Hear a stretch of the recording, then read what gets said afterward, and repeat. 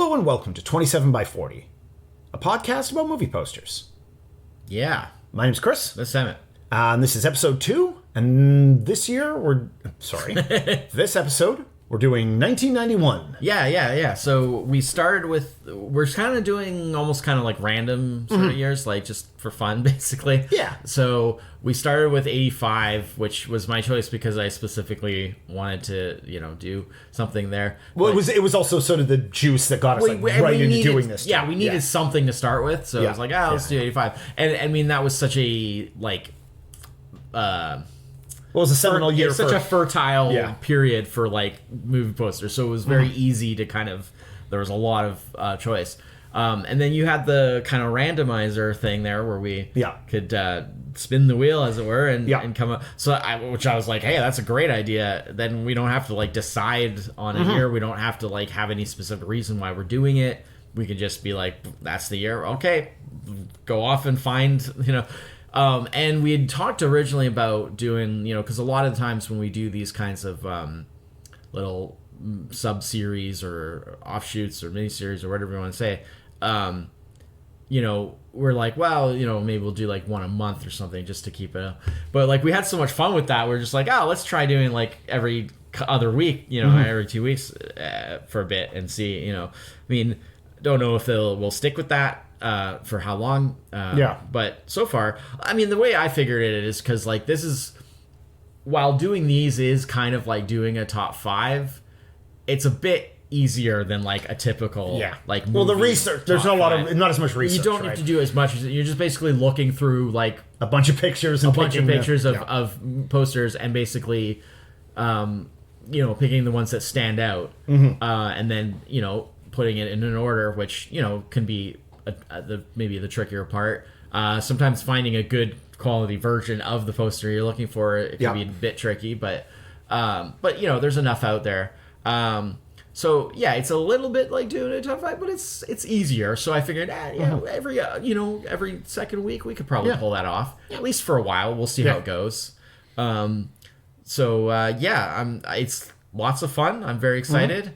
I'm very curious to see what you have and how you react to what I have. Unlike 1985, there's not as many obvious standout. Yeah, it's 1991 is, and I'm assuming this probably is a problem that probably threads its way through a lot of the 90s. Yeah. A dearth of creativity in the movie poster department. A lot of just stick a bunch of characters on the poster and just boring. Yeah. Just zero effort. It was definitely a lot harder. In some ways, it made it easier to pick the standout ones in some ways, but at the same time, it was I had to dig a little more. I had nowhere near as many to work from. Yeah, well, because in 85, there was things where it was oh, I already know what at least one or two will be because I just from knowing certain posters from that time. Whereas with 91, it was you had to kind of dig a bit and be okay, I got to find the ones. It's but creatively bankrupt. Now I do have a question.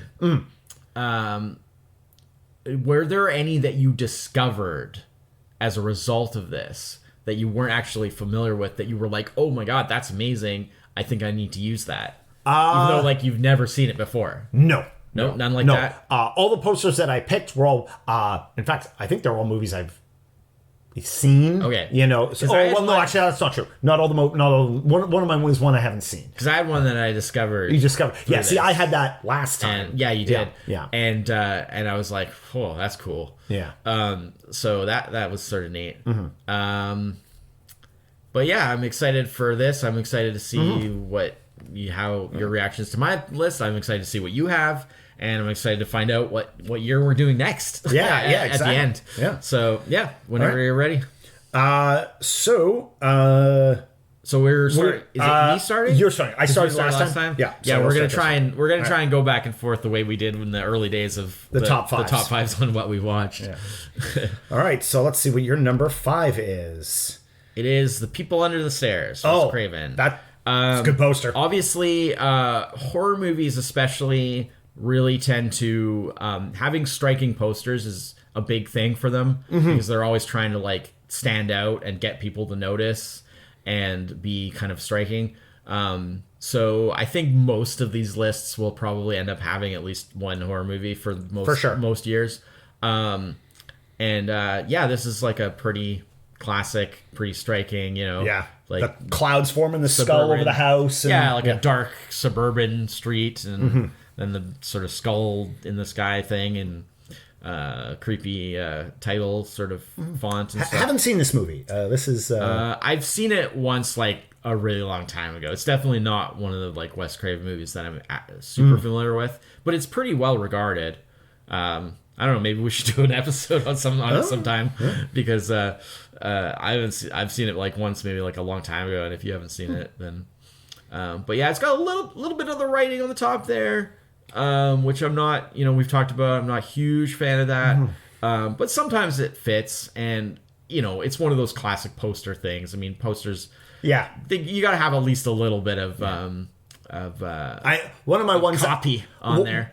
I almost setting up a couple of my also rans, which are we're not actually doing also rans, but a couple of ones that didn't make my list were posters with a lot of writing on them. Yeah, like that was almost the central theme of the poster. Yeah, and I ended up veering away from that. It's just because like my preference on posters is for like the aesthetics and for like it being how they being striking, but being like sort of cryptic. Like, sure. Like I don't want to know too much about the movie from the poster. I just want the poster to make me want. It's like last time with like Future Kill, where it's just like that poster doesn't really go with the movie, but like it's the kind of poster that makes you intrigued. It makes you want to see the movie. Unfortunately, in that case, it's a bit of a lie. But it's a bit of a lie. But and it often is. I get it. Like it's a different thing. It's marketing and stuff. But for me, like I'm much more drawn to a striking visual poster that doesn't really tell me much about the movie, but just makes me like take notice. So yeah, that's my 5 is Wes Craven's The People Under the Stairs. Nice. All right. So my 5 is L.A. Story. This was in my. This would be like a also rans for me. This is one of the ones I picked very early on. Yeah. It pops. It's there's a bunch of versions of this poster. Yeah, no, that's the one. This is the we want. That's the classic. Yeah, because there's one with like Steve Martin's face like superimposed on it. That looks really bad. There's one with like where it's got all the cast pictures in the bottom. Yeah, no. This is the one. Just this one is. This is great. Yeah. No, this was actually on my list of potential. Yeah. Like, so this would be definitely like a honorable mention for me. Everything black shadow, and then the bright contrast with the sunset.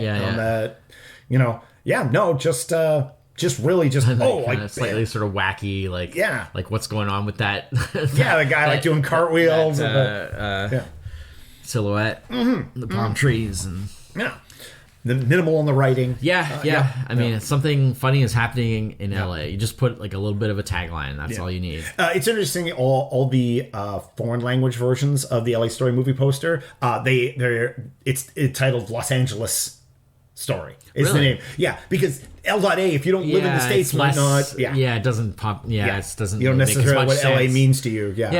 Interesting. So they're sort of rejiggered a bit in order to accommodate the Los Angeles rather than just LA Story. No, it's classic. It's great. It was definitely on my short list. Also a good movie too. It's funny because like I ended up not going with it, and you did. It's like no crossover. Yeah. This is definitely on my short list, but. Out of curiosity, what do you want to do for crossover? Do we just do like a hold and move on, or? Well, it's it's visual. Yeah, here, right? I mean, we can just do it as it comes. Yeah, okay. I mean, whether it ever actually happens or not. I mean, it hasn't happened yet. Yeah. We'll see. Maybe eventually it will at some point. But it's the odds of it happening are a little bit different than movie watching, just because it's also I think so much because more. We're talking specifically just about the poster. I don't think it necessarily messes things up as much as it does with like the movies. Yeah. So yeah. Yeah. All right. So that's my number 5. Your number 4. Naked Lunch. Well, that makes it easy. That's also my number 4. Really? Yes. Okay. Yeah. Naked Lunch. Okay. Yeah. It's a great poster. It's so evocative. It has that like odd sort of like what is going on here? Yeah. What is typewriter for a head man. What is this about?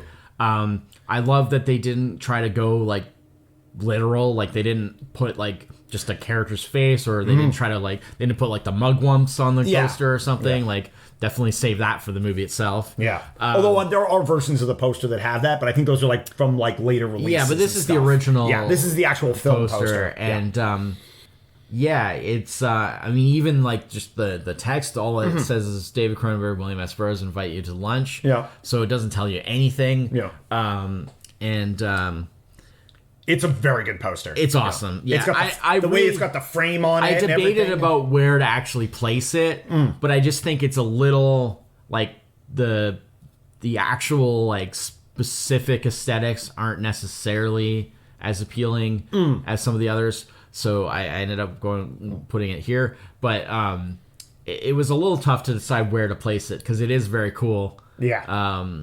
And it's like it depends on kind of like what aspect you focus on, I suppose, to decide, because there's got to be a rank, an order, but it's like how exactly you determine that order can be tricky.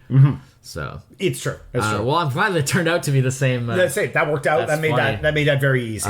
So that's my 4 and my 4. Your 4 as well. Yeah. Oh, right, because I went first. Yeah. So now we're on my 3. You're on your 3. All right, which is Run. And this is the one. This is one of the ones I was talking about that is like so much text on it because it's just the title. Yeah. But it's such a good poster. But in terms of graphic design, yes, it's so good. It's very cool how it's all red and then like the sort of silhouette running and then like the title just with the white and then the silhouette in the title as well. And then like Run because your life depends on it. And this is the one that I discovered through doing this because I had I've never heard this before. Oh, okay. But when I was going through 1991 movies and 1991 posters, I came across this and I was like, that is really incredible. Just from a graphic design point of view, very sort of comic booky in a way. And I was just like, man, that is It's a pretty good movie, actually. We might actually want to do an episode on it. It's I mean, it's young Patrick Dempsey. Yeah, it seemed like it was fairly well reviewed and stuff, but I didn't look too deeply into it just in case I do want to watch it. Yeah, I didn't want to like spoil all the plot or anything. That can always be when looking up, will I like this movie? Finding out, oh, here's how it ends. Yeah, I didn't want to look too deeply. But I did see that it was relatively well regarded. Yeah. But from a design point of view, that poster is so good. Yeah. And this... Actually, I'm really glad you picked it. Cause, this one was tough to find a good quality version. Yeah. Wow. I had to really dig for this. I mean, I'm sure part of the problem is the very generic title being just Run. But, even if you put in like Run movie poster or Run 1991 poster, like I tried a lot of different variations and they were there, but they were mostly in like postage stamp versions. And I was like, come on, somebody's got to have like a good quality. Some of the ones I found, like even when I did find a good quality, like, it's a good image size, it's like, it's literally just somebody took a photo of the poster and it's got all the fold lines in it because it was like they had folded it up. I mean, even this one is relatively small. Yeah, like you can see, but on a screen, like you can see from the credit block at the bottom, like it's pretty tiny. But it's better than any other ones I was able to find because every other one I was able to find was either if it was big, it was all like low res and blurry because it was just clearly just blown up, or if it was good, it would be like tiny. Yeah, so. I find a lot of ones where like the color seems to be off, like they look just There's like one with like a version really, of this where like the Run where almost pink. It's almost pink, and I'm like, why does it look like that? Yeah. Like again, I assume that must be like now. Granted, that must be like maybe somebody scanned an 1991 pastel pink is. I mean, fair. There's. I can tell you right now, it's coming. It's coming. Okay. But yeah. So yeah, that's my. No, that's 3. good. That's a really good one. That's my 3. Glad you got that on there. Yeah. All right. So this is my 3. This Body was parts. another one that was on my potential shortlist. It's very good. Eric Red film. This is I remember being young, like as a kid, when this movie came out, and seeing this in the VHS, and just being like, "What is this movie about?" Like, it's a bunch of arms connected by a bunch of wires, and it's an all right movie. It's not amazing or anything. Not horror-ish film, kind of thriller horror / horror film. But it is super good, like a nice, good, evocative I'm just gonna use that word over and over again. Movie poster. Where no, it is. No, it was on my potential short list. I really like how they did like all the legs and the arms all in like just white, like just super stark white. Just the contrast so pops out versus like the entire rest of it. Sin City kind of vibe. Yeah, that's kind of a thing there. Yeah, the 100% contrast. But you can just really like, what catches the eye right away. Yeah. I know nothing about the movie. It's the guy. He like I think he gets in an accident and he gets a transplant arm. That's and Jeff Fahey. That's cool. And he gets like a transplant arm, and then it's like, but it came from like a killer or something like that, and then like it sort of leads that like down this like whole like much like it says, where does evil live, in the heart, the mind, or the flesh? Okay. And it's like, cool. Is he like the guy like just suffers like a breakdown, but very cool. Kind of low key psychological horror thriller. It's good. Yeah, it's a good poster. Yeah. All right, so now it will be your number 3. 2, I think, right? Oh yes, your number 2. Yes. So right, because we have the title. It's The Rocketeer. The Rocketeer. Classic. Okay, well we can just rejigger this. This is my number 1. Okay. Yeah. Classic Art Deco. So good style, suiting the times that the setting. Yeah. And obviously the character design is classic. Yeah. Great character design. This was when I made when I had got all the ones together. This was like without a doubt, my number 1, like immediately, just because it looks so good. Right, well, we can talk about it more. Okay. Yeah, sure. We'll do it that way. Okay. Like, we'll talk about it more when we get to yours. Okay. Yeah. But just in terms of my view, there's different posters for this. This is the original theatrical poster, so I usually try to go with that when I can, especially if it's the best one. Yeah, that helps. But there are a bunch of different posters for this, and none of the rest of them are of this kind of like artistic. Like the rest of them are all more typical, just standard movie poster type stuff. Yeah. But yeah, so you're 2 then, I guess. So on to mine, number 2. Variant. Variant poster was still part of the original release. Yeah. But and it's the one that really just the soft art. Yeah. Very minimalist. Yeah. It's like almost like the more like this is the poster for the adults. Yeah, exactly. And then like the more cartoony kind of things would be like, this is the poster for the kids. Yeah. But just I mean, it's really. it's cool. I mean, the other poster, the standard, I guess the first poster release for Beauty and the Beast isn't bad either. Yeah. But this one just very. It's got There's the nice few different posters for red on blue, orange on blue. There's a few different posters for it, and they're all okay, to be honest. Yeah. But I mean, it's a Disney movie, so I don't know. Of course, they're going to be fine. It's just it's not so much my vibe. Yeah. I mean, maybe if we did 89, and then I'd have to have Little Mermaid on there. Yeah. But I don't know if the Little Mermaid's got any smashing posters. Well, but hard to say. Yeah. I mean, obviously, because I mean, all my favorite movies of this year are not actually on here because they all just have normal posters. Yeah, exactly. Yeah. How good a poster is, or not even how good, but how memorable and striking a poster is, doesn't necessarily have anything to do with the actual movie itself. I mean, but The Rocketeer might be. Well, because it's such a good movie. That's true. I am a big fan of that movie. I am definitely a big fan of that movie. But no, I just thought it's just so simple. Well, this is definitely the nicest one. Yeah, it's art. It's very art versus just an like advertisement. I mean, that's sort of I guess some of the biggest thing that separates like kind of good movie poster and bad movie poster is the one that is like. It advertises movie, but it's also a work of art versus like, okay, people are going to watch this because it's got character X and Y in it. So just put them on it and don't worry about it. Yeah, like the actors. Yeah, like all we care about is just the actors. Just selling it on who the actors are. Yeah, that's like put them on a stark white background with a little bit of text. That's like my least interesting. Oh, yeah, like, for sure. Like, I'm just like you can just tell me who the actors are. Like, you're not going to, by putting people on a poster and just saying like, oh, look who's in it. I'm not going to be like, wow, that's cool. Yeah. Because it's like, oh, it's so and so. Here's the thing: if you make it look cool, I'll find out who's in it. Yeah, But I guess it's one of those.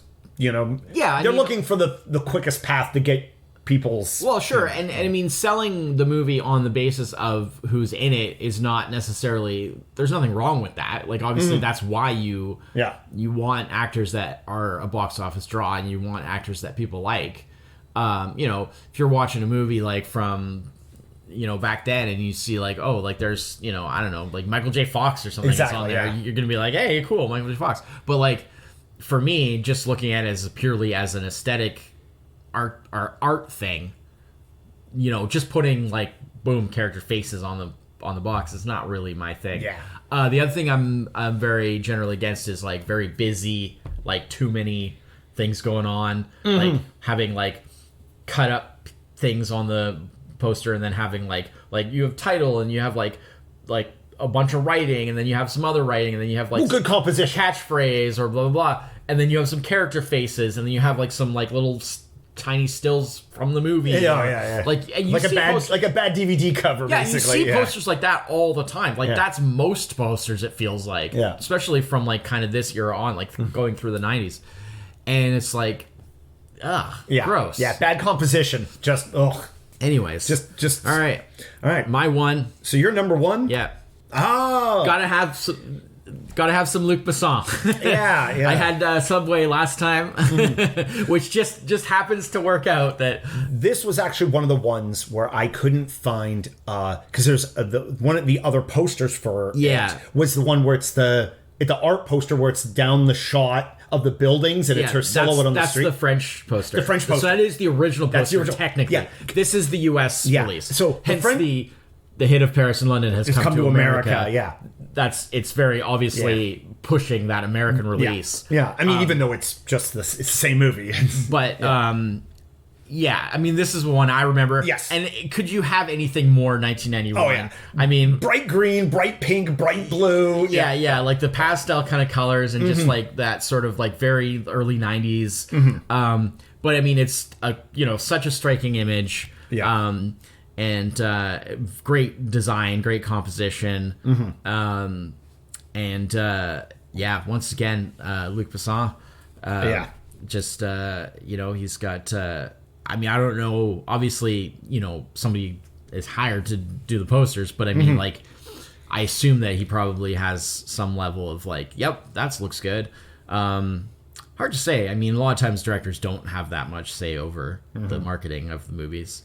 I forgot there was 3 genes in this movie. So maybe it's just a, maybe it's just a coincidence that it just happens to be that like that a lot of Luc Besson movies have good posters. I mean, but, I don't know. Maybe it's a French thing. Yeah, even though this is the American poster, but because I really like the French one too, but I could not find like an even passable picture of it that wasn't it was all. But this is the one that I remember. Yeah. Well, this is the one we saw here, and right?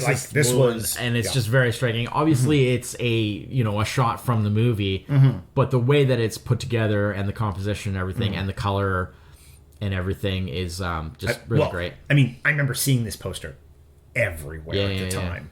Yeah. It was a big deal. It was a big deal. But there great. Is a billion different posters for this movie. And some movies like that. Yeah. Kind of like with Subway actually, where a lot of them like there's so many different posters and a lot of them incorporate elements of the similar thing like that shot, but like not done nearly as nicely. And then of course the other thing too is when you look for it, you get a lot of things from the TV show. Yeah, you get a lot of like the box art from the DVD show. Release of the TV show, things like that. Yeah. So you have to kind of just like that's not what I'm looking for.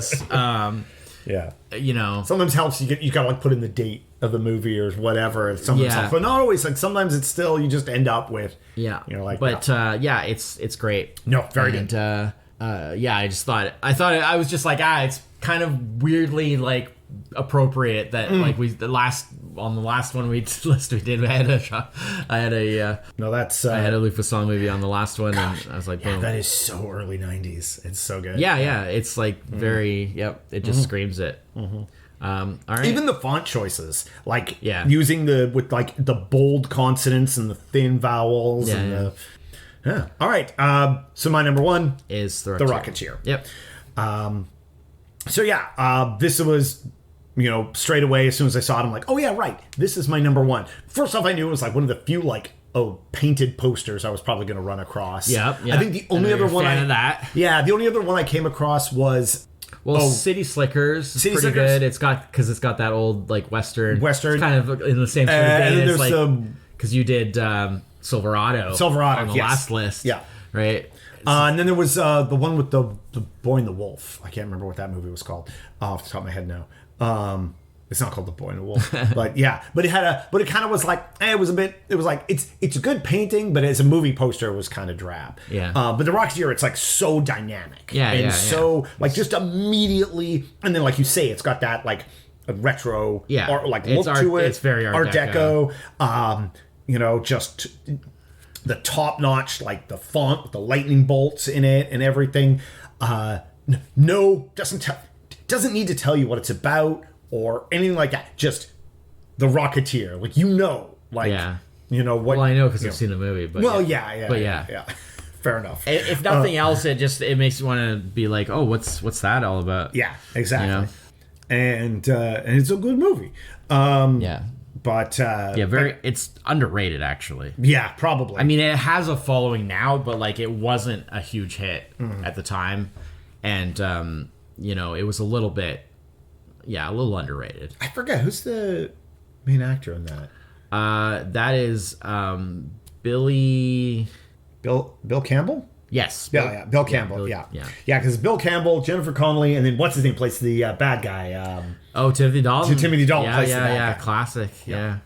It was like right after he did Bond. He's very good as a bad guy in this too. Yeah. Well, he's like a very like he's kind of patterned after like a Errol Flynn sort of character, but like if Errol Flynn was secretly a Nazi like infiltrator basically. Yeah. Or like traitor, I suppose. But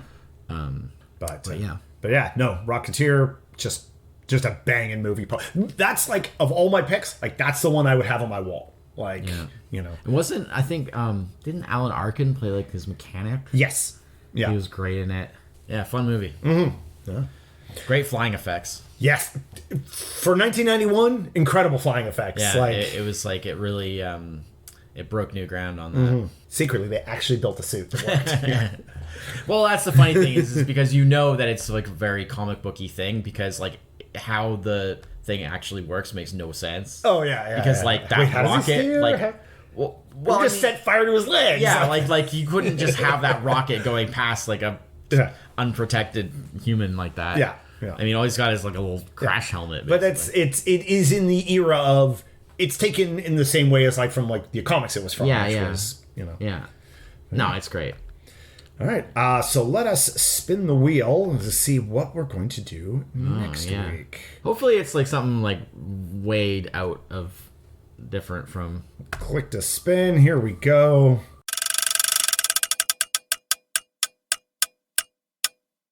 Oh, 1971. Huh. Ooh. That's interesting. It was very close to 2009, which I was also like, okay, well, that's a little more recent. Either way. We've gone the other way. Well, it's, just different decades. We're just dropping 20 years and go back to 1971. Yeah, from 91 to 71. Interesting. Yeah. All right. Well, at least it's a different decade. Yeah. Huh. I could see like some of the older ones maybe being a little bit harder to track down in some cases. Yeah. But at the same time, I feel maybe also. The selection's just going to be smaller because Well, yes and no. Like the selection will be smaller, but it'll also be like I think there'll be more kind of interesting stuff to choose from. Yeah. It'll balance out. Completely different era in the style of movie posters, for sure. Definitely, Yeah. definitely. No, that's cool. I'm down. Yeah. Either way would have been interesting because it would have been either way. It would have been a totally different era. All right. Well, thanks everyone for watching. We'll be back in, I guess, 2 weeks with 1971. Until then, I'm Chris. It's Emmett. Cheers. Bye-bye.